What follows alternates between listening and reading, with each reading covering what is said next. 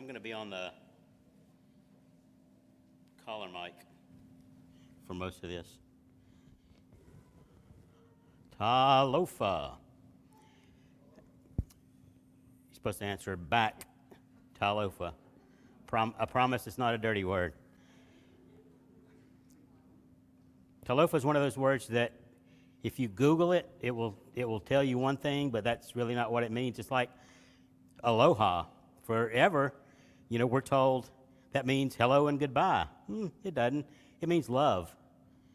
As in Samoan, alofa. A lot of the words are interchangeable with just one letter.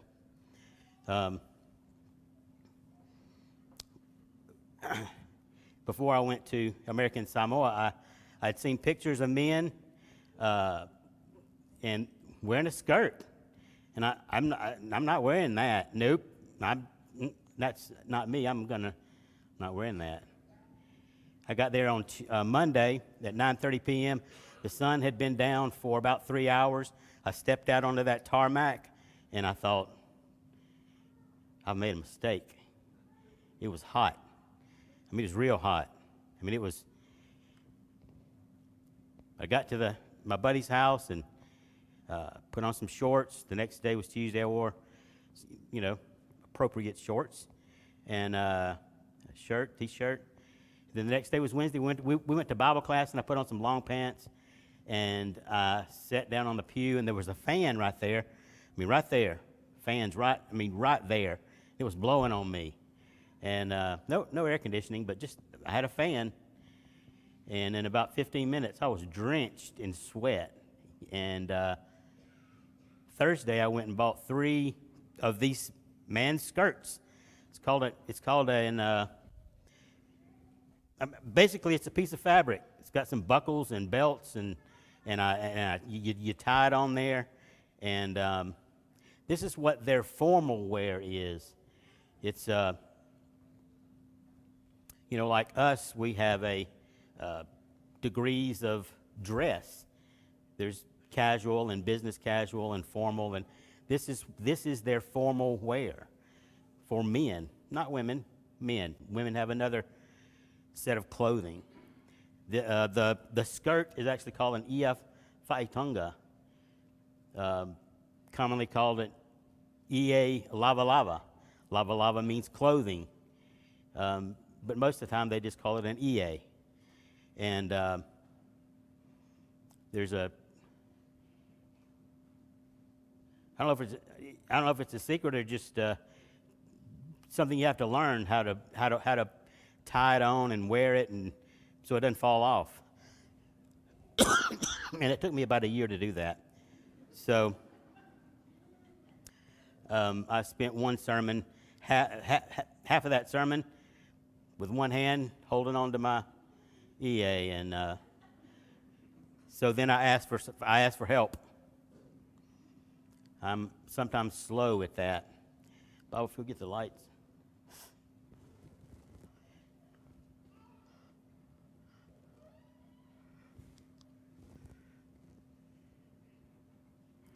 This is the night before I left. Chad stood here and said, "Scott's going to Pango Pango." Well, and from the audience, I corrected him, and I said, No, brother. That's called Pongo Pango. Yeah, we were both wrong. But I was less wrong, so there's that. It's pronounced Pongo Pango. When there's a G, they add an N to it. Everything has got an N. This is Pongo Pango Bay. It's about 300 feet deep, naturally. And so it was prized by the military for its deep port. And in World War II, there was naval base here, and there never were any fighting. This is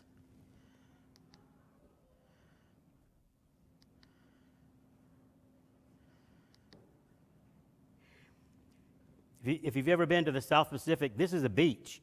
It's not like the panhandle of Florida where there's sand for miles and it gradually, the water just, a mile out and it's 30 feet deep. And no, you go where those waves are breaking right there, just past that, it'll be about 40 feet deep, and then drop off to maybe 2,000 feet. So it's a lot different than Florida. That's the church building at Nauli.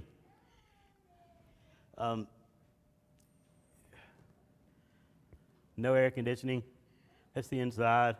Seats about 200 people.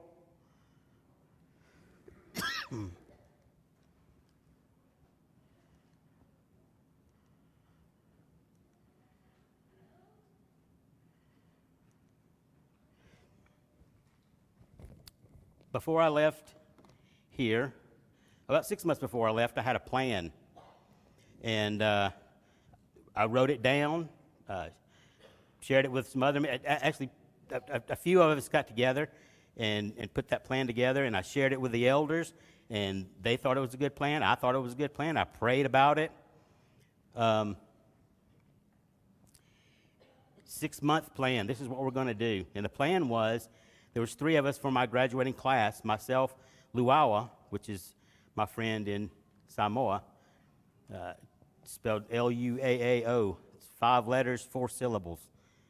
And I still don't pronounce it correctly. And a man named Carlton Graham. He's from Jamaica. And we were good friends. We were in preaching school. There were 2 groups. There was the 20 and under, and the rest of us. And all 3 of us were in the rest of us, the older group. And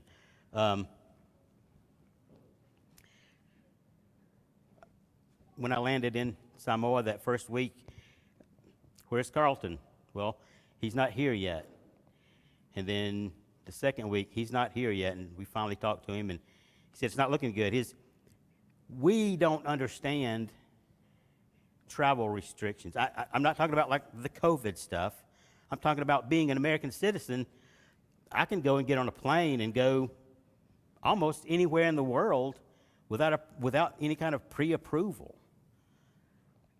It's not that way for people coming into the United States. And American Samoa is a territory of the United States, so they are under United States rules.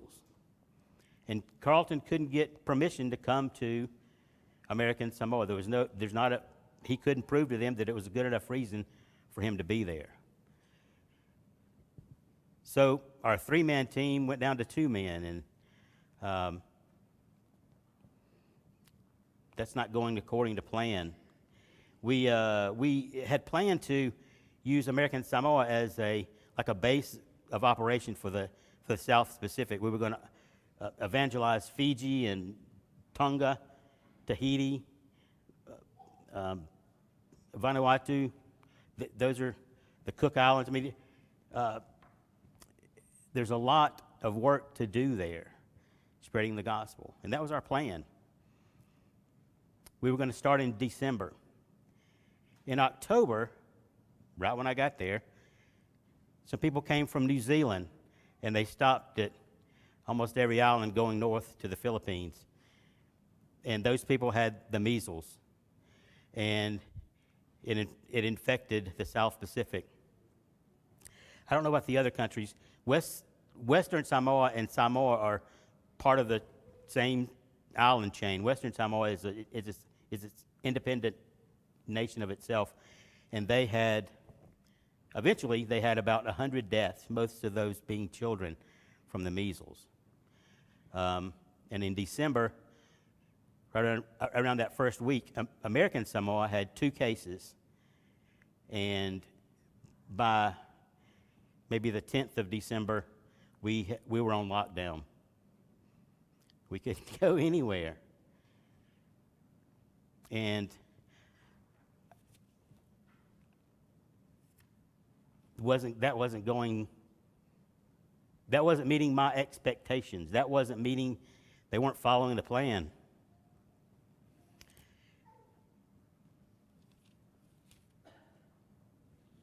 it was in December, and putting together sermons and just studying on my own. And people are talking about Christmas, and do we celebrate Jesus' birthday during Christmas, and what is Christmas? And so I started studying it. Turn with me to Matthew chapter 2.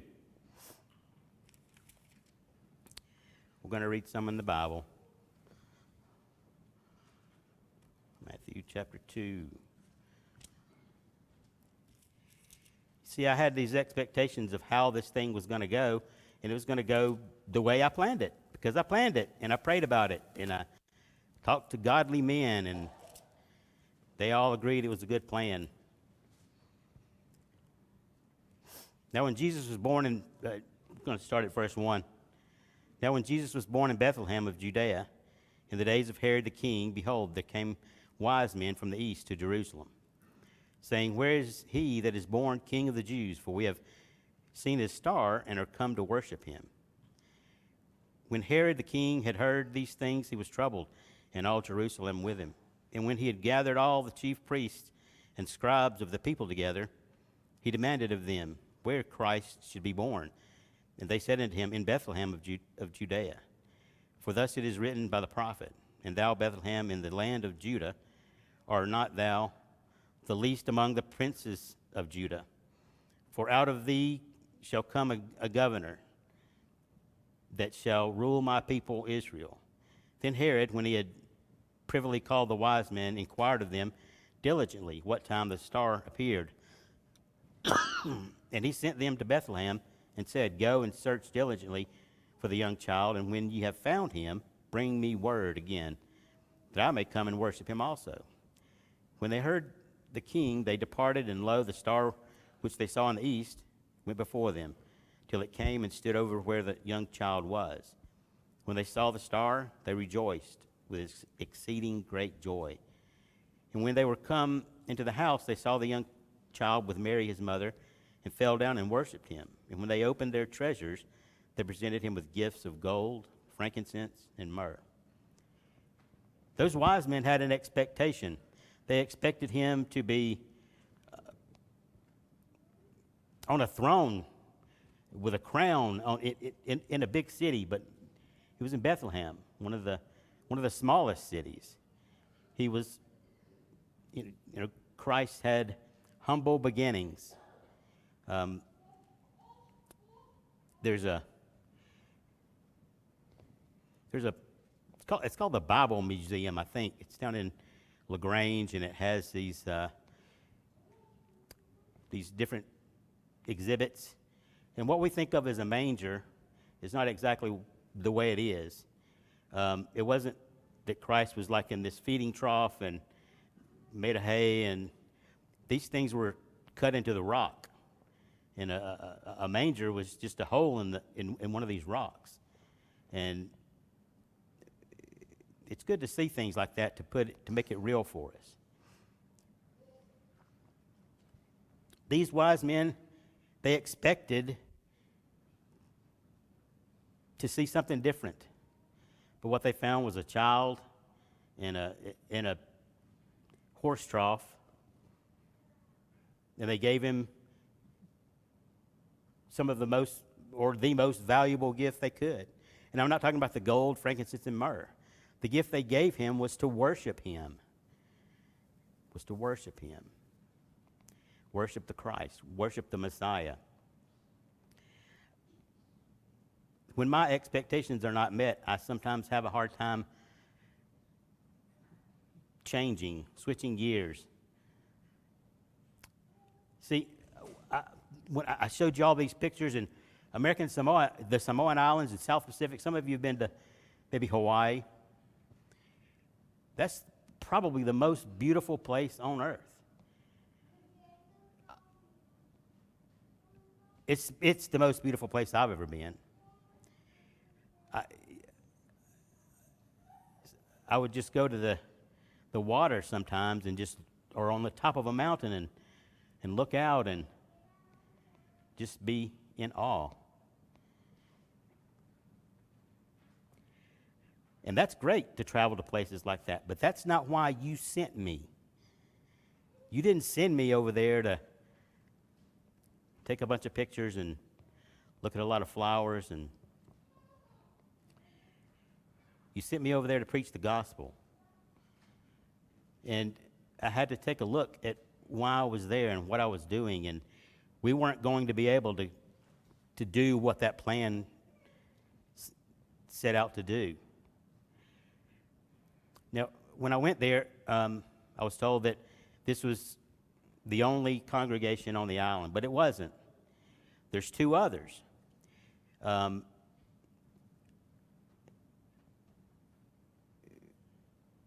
This happened to be the largest congregation, but it wasn't necessarily the strongest. I mean, I said that wrong. Every congregation has problems. They had problems. They regularly had about 150 people in attendance, but no elders. They lacked leadership. They lacked some teachings that they were wrong on. What happens in Polynesia, in the South Pacific, is these false churches around us are putting out a lot of money, and they're sending missionaries there to preach their false gospel. And if that's the only thing you've ever heard, the only way you've ever had the Bible explained to you, then that's all you're going to believe. So we switched gears. Instead of focusing on all these other island nations, we're going to focus on the congregation of Nauli. And so for the next year, we preached. What a novel idea! Preach the word. You know, I just spent 2 years at a school where the motto is 2 Timothy 4:2. Preach the word, in season, out of season. When it's popular, when it's not popular.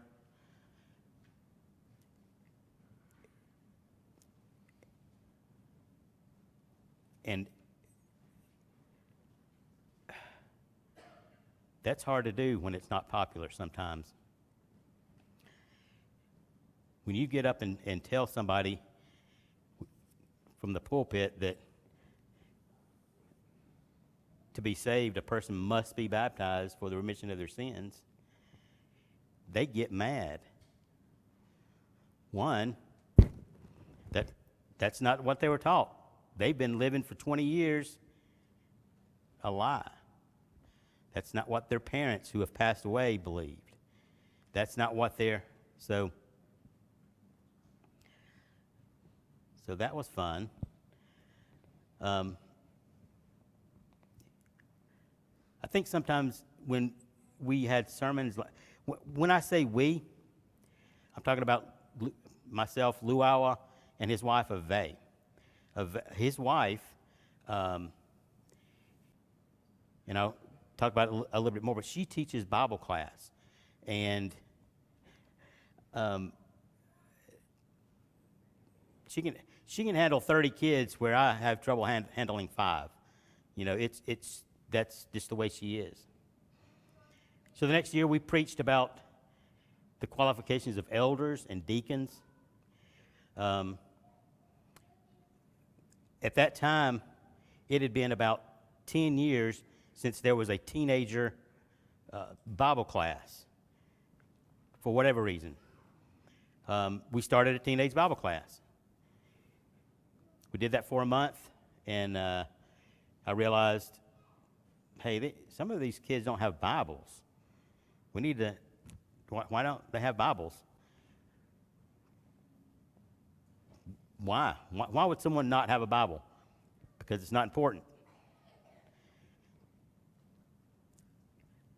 If if I get up in the pulpit and I preach and I don't really read a lot of the Bible, a lot of it's my opinion and a lot of it's stories, and I'm not using the Bible as an authority,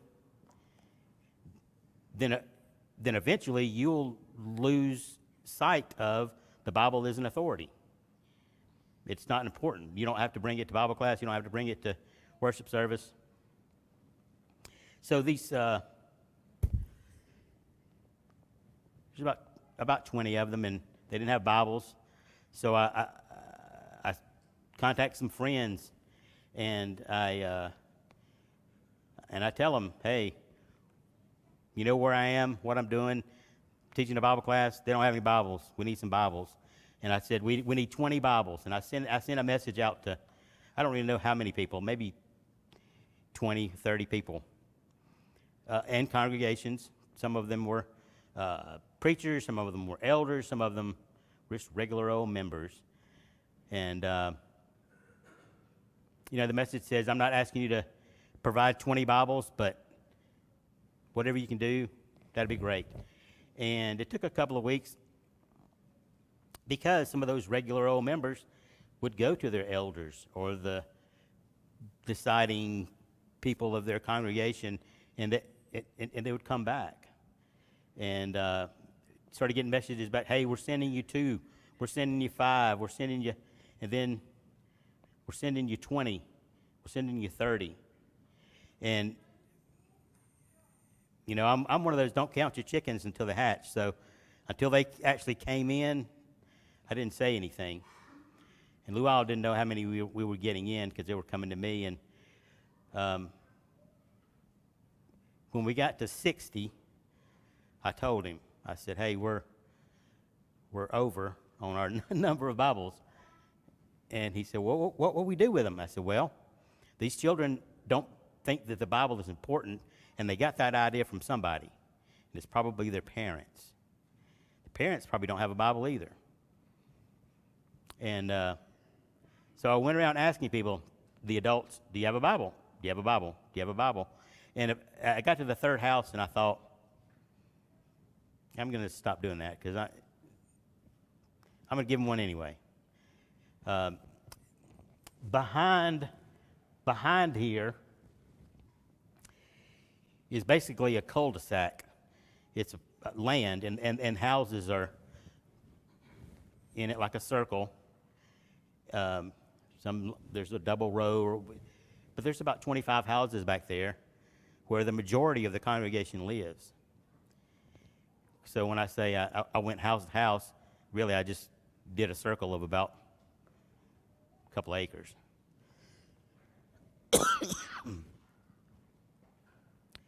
I think we took in 70, or we received 72 Bibles, and we gave them all out to the ones living behind the church. The ones I gave them all out. The teenagers and up, everybody got one. A married couple, they would get one Bible. That makes a big difference when you're trying to study the Bible. I mean, some of these things we don't think about. We take for granted. Bob's probably got 10 Bibles at his house. I've got 4. And I want more. But to somebody that doesn't think the Bible is important, they're not going to have one. So how do you convince them it's important? You teach them what's in it. We that Bible class,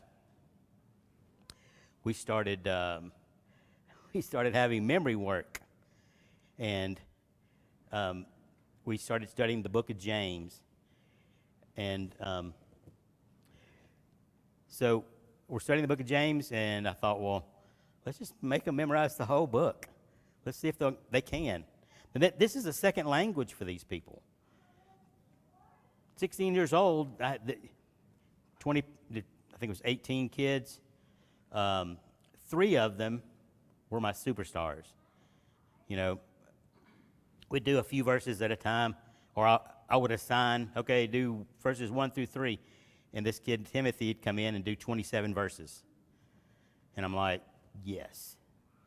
And there was a girl named Dora, and she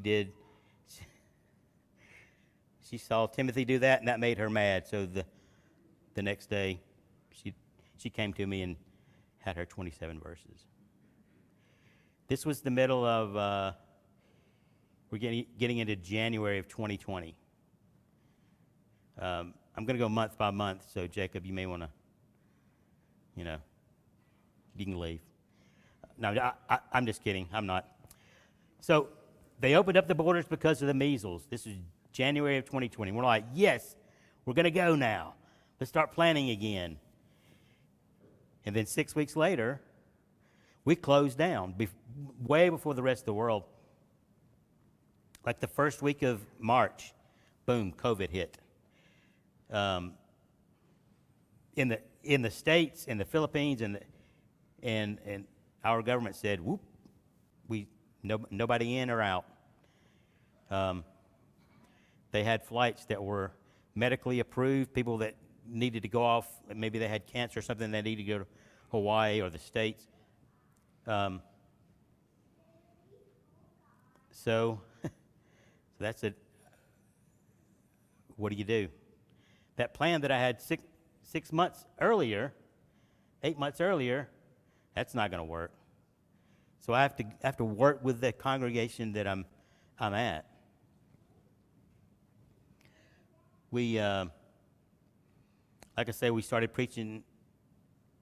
Mainly, the topic was elders and deacons, the qualifications, and we talked about them. We had right at the end of February, we had a man come over. He's from over in Huntsville, Chase Park congregation, and he preached several sermons. They do it a little different.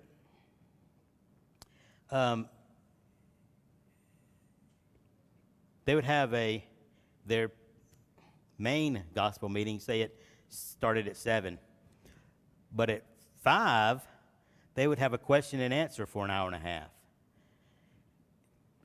And that was really good. The question and answer mostly came around to elders, and we kind of directed that, but explained a lot. And so what he preached to them, Luau and I preached for a year. And in in February of 2021,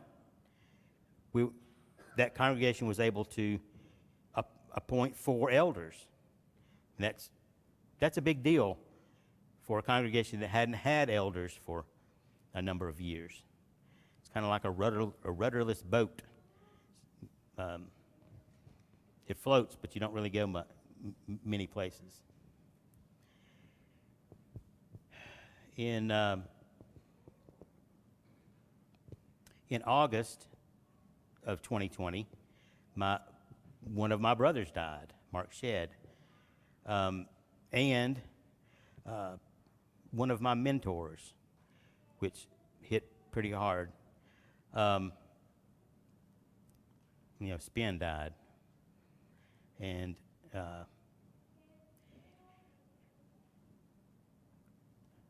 I called him 2016 maybe. He had been here for something, and I called him and I said, I want to do what you do. And he laughed. He said, no, you don't. And I said, well, what do you do? And so he told me. I said, yeah, I'm not sure I want to do that. And he said, well, what do you want to do? And I said, I want to preach. I just want to preach. And he said, well, pray about it for a week and call me back. So a week later, I called him and I said, yeah, I don't want to do what you do. I just want to preach. And he said, okay, go preach. So I don't know what to do. So he told me some things to do. And I did them. And I called him back and I said, all right, I've done those. All right, now go preach. And so I did. And that's how this thing started. And a few months later, I said, yeah, I think I need some kind of training or something or education. He said, well, go to school. Where? He said, call the preachers that you like to hear and ask them where they went to school. So I called 5 of them, and 4 of them went to the Memphis School of Preaching. And that 5th one said, if I had it to do over again, I would have went to MSOP. So there we go.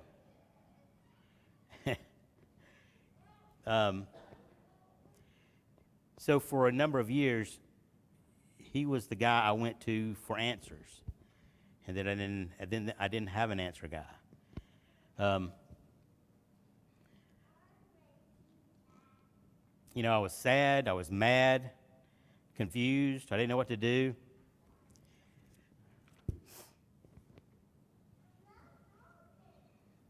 Jeremiah 29, verse 13 says, and ye shall seek me and find me when ye shall search for me with all your heart. And that was August. And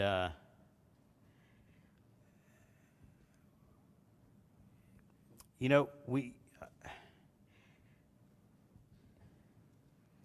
sometimes when you read something that's that simple, seek me, what does it mean?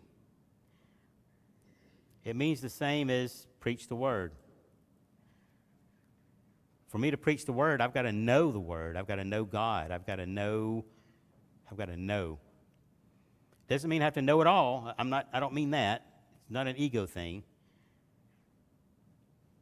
I've got to seek God. And this was before, had appointed the elders. We're still having a men's meeting. I went to a men's meeting and I said, hey, can I have a devotional once a week on Tuesday? I don't know if you've ever been involved in a congregation where there's a men's meeting instead of elders. That is terrible. They will talk about one thing for 2 hours and never get anywhere, hardly. So I sat there. But eventually, they said, yes, you can do that. So sometime in September, it was just for the teenagers. I was going to start this devotional for teenagers, and went around and that day and knocked on the doors and said, hey, remember we have the devotional tonight. Come on at 6:30. And they would say, well, can my little brother come, or can my little sister come? Or I got to about 3 or 4 houses in the compound there, and all the little kids were coming out. Mr. Scott, yeah. So we invited them. We invited everybody, and that's us. Well, that's just being some people. That's Kelly. That's there's 2 pulpits inside the church building. One's for the translator. That's Luau. That's Luawa. He's an Olympian. That's an island shot. So the first night we had, it was about 15. That's the boys, younger group. I just noticed this kid in the green, that's Jeremiah. And he's in both pictures.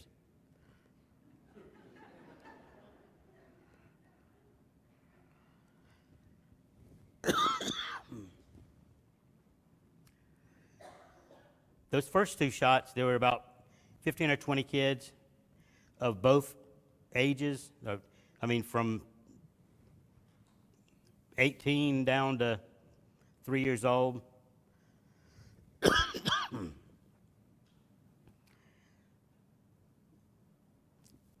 It got so big that we had to, we would separate them. Ave would take the younger kids into another room, and we would have the teenagers. And then that got so big that we had to put the teenagers on Friday night and the younger group on Tuesdays and Thursdays. And this is the end, the last one I went to, and over 40 kids there. That's just the younger group.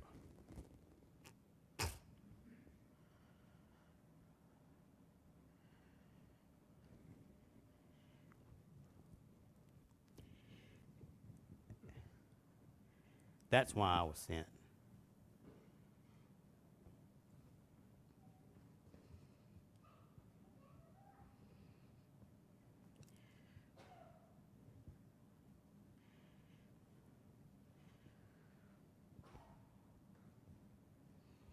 Look at Matthew chapter 14.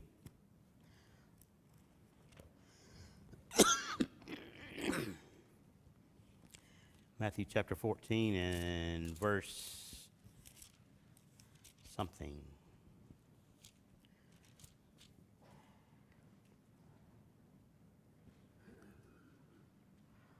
Matthew chapter 14, verse 10, starting at verse 10. And he sent and beheaded John in the prison.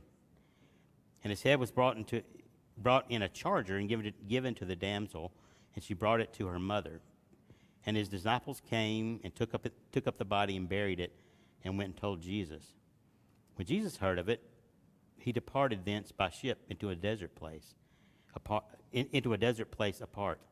when the people had heard thereof, they followed him on foot out of the cities. And Jesus went forth and saw a great multitude, and was moved with compassion toward them, and he healed their sick.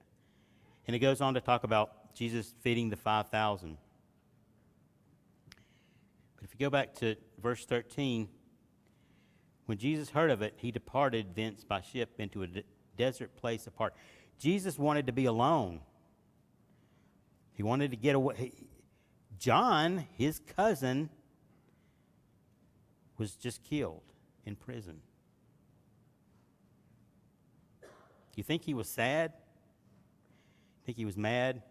You know, Jesus was 100% deity. Jesus was God on earth, 100%. Also, Jesus was 100% human. You think he was upset, sad, mad, confused?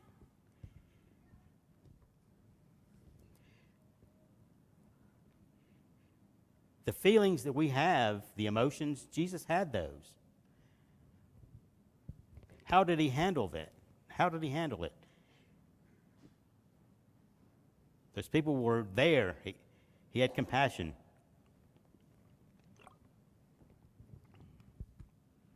He didn't sit in it like we do. He got up and did something. He got up and he helped the people. That's something I've been working on for years. And I know some of you have too.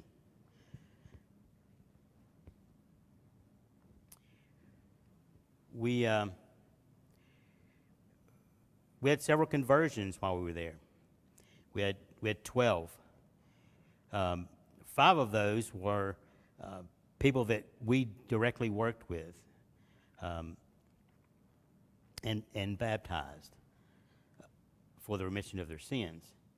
5 of them were people that had been misled early in their life and had been baptized for other reasons in false churches. And when they started attending worship at the Nauli Church of Christ, they weren't really questioned. They just said, "Are you a Christian?" "Yes, I'm a Christian," and they went on. So when they found out the truth, they had to do what they had to do. They had to do the do. Had to do the deal. And they were baptized for the remission of their sins. 2 of them were, that sounds like a lot, 10 people. And it is. I'm not saying it's not. But there's those 2 more. 2 more people were converted because of people that we taught to convert people. That's why I was sent there. If I was sent there just to go there and baptize half the island and leave and not teach them, the other half's going to be lost. I was sent there to teach others to teach others. And those two are very important.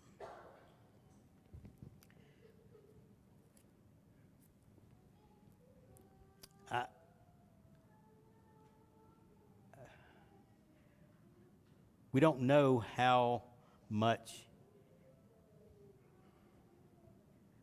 we don't know the extent of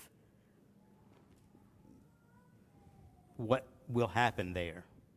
We never know. I mean, within the first week or month or year, there'll be somebody 5 years from now that'll say, you know, I really got to do what Mr. Scott said and showed me in the Bible.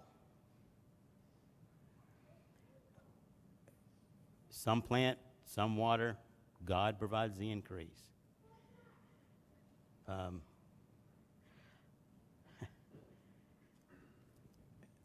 There's a song that says, I may not change the world, but I'm going to leave a scar. And I think what we did there for those 2 years is we left a scar.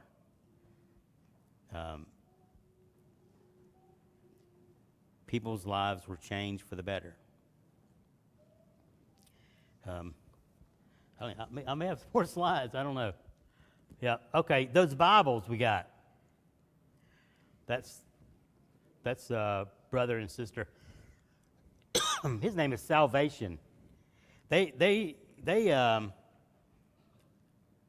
Samoans just make up words and give their children a name. It's, I guess, like we give hope, faith. There was a little girl there. Her name was Alofa. That means love. Giving out Bibles. LSU.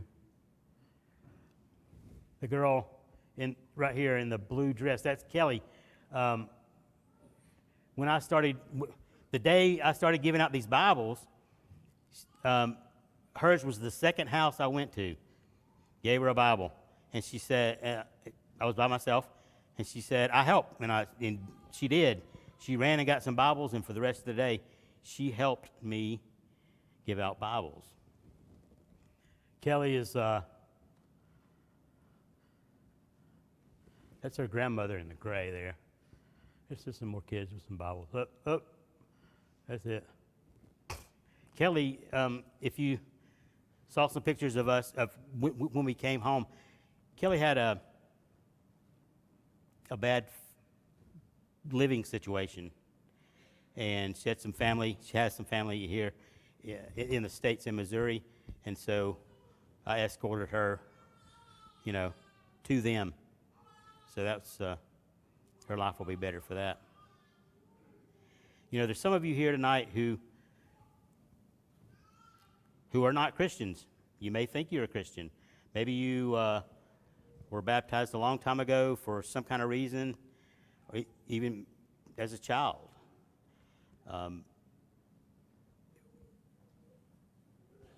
The only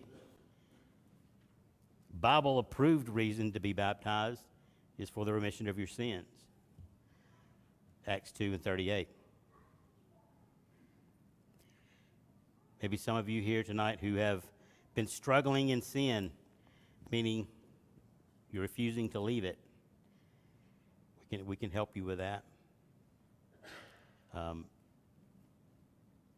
Whatever your reason may be, won't you come?